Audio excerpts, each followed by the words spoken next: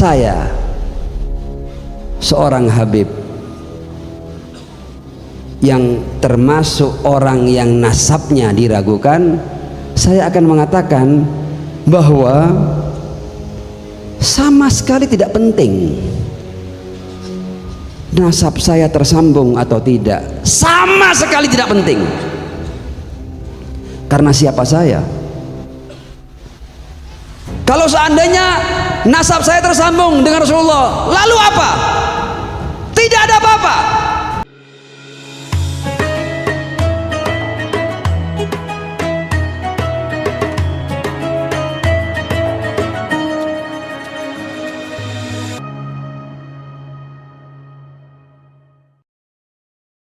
Terkait dengan mereka yang nasabnya sambung kepada Al-Husain ibn Ali bin Abi Thalib alaihissalam, terkait dengan mereka yang nasabnya sambung kepada Ar-Rasul sallallahu alaihi wa alihi, hanya karena ada yang meragukan, hanya karena ada yang mempertanyakan ketersambungan nasab,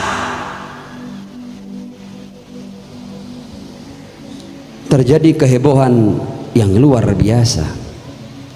La haula wala quwata illa billahil aliyyil azim. Saya seorang Habib yang termasuk orang yang nasabnya diragukan, saya akan mengatakan bahwa sama sekali tidak penting nasab saya tersambung atau tidak, sama sekali tidak penting. Karena siapa saya? Kalau seandainya nasab saya tersambung dengan Rasulullah, lalu apa? Tidak ada apa-apa. Atau seandainya nasab saya terputus kepada Rasulullah, lalu ada apa?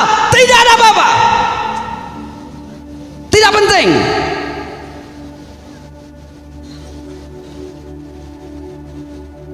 Mereka heboh ketika nasabnya diragukan, ketika nasabnya dipertanyakan, tapi mereka tidak pernah heboh ketika cucu dan darah daging Rasulullah yang tidak ada satu wujud pun yang mampu meragukan ketersambungan nasabnya kepada Ar-Rasul Shallallahu Alaihi Wasallam itu dibantai, itu dibunuh, tidak terjadi kehebohan sama sekali.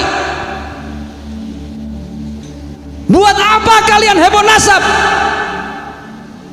yang masih belum tentu benar, tapi kemudian nasab seorang yang pasti tersambung dengan Ar-Rasul Shallallahu Alaihi Wasallam dan dibunuh dan dibantai, dan kalian diam saja. Dan saya lebih sakit hati kalau yang diam itu adalah orang yang mengaku dirinya dzurriyyah Ar-Rasul Shallallahu Alaihi Wasallam. Shalawat.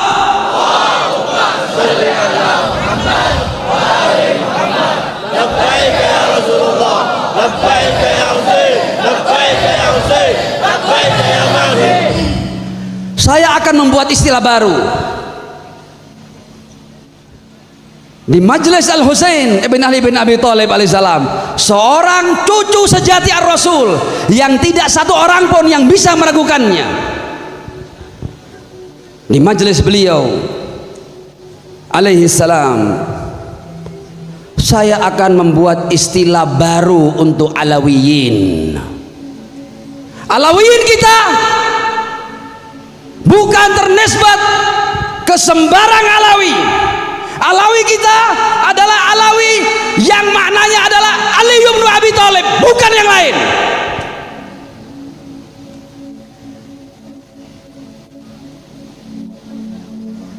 Dalam sebuah riwayat, Ar-Rasul Sallallahu Alaihi Wasallam berkata, Ana wa Ali abawa hadhil ummah. Aku, kata Ar-Rasul, dan Ali adalah ayah bagi umat ini. Jadi setiap umat Muhammad, terkhusus mereka yang ikut dan setia dengan ajaran Muhammad dan keluarga sucinya, merekalah yang sejatinya Muhammadi dan Alawi.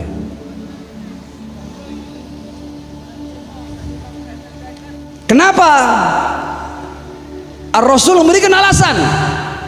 Kenapa kemudian beliau berkata ana wa ali abawa hadhil ummah? Kenapa? Wali haqqina wala haqquna alaihim a'zam min haqqi abawai wiladatihim. Karena hak kami, hakku dan Ali lebih besar daripada hak orang tua mereka yang melahirkan mereka. Hakku lebih besar daripada kedua orang tua biologis mereka. Wala haqquna alaihim a'zam min haqqi abawai wiladatihim. Saya akan mengkikis heboh-heboh nasab ini dari akarnya karena tidak penting sama sekali. Seandainya ada orang mampu menemukan setumpuk bukti bahwa saya bukan seorang Habib, bukan seorang Duriyah, mboten nopo-nopo, silahkan kumpulkan sebanyak mungkin data. Tidak ngaruh, saya tidak ada pengaruhnya bagi kalian.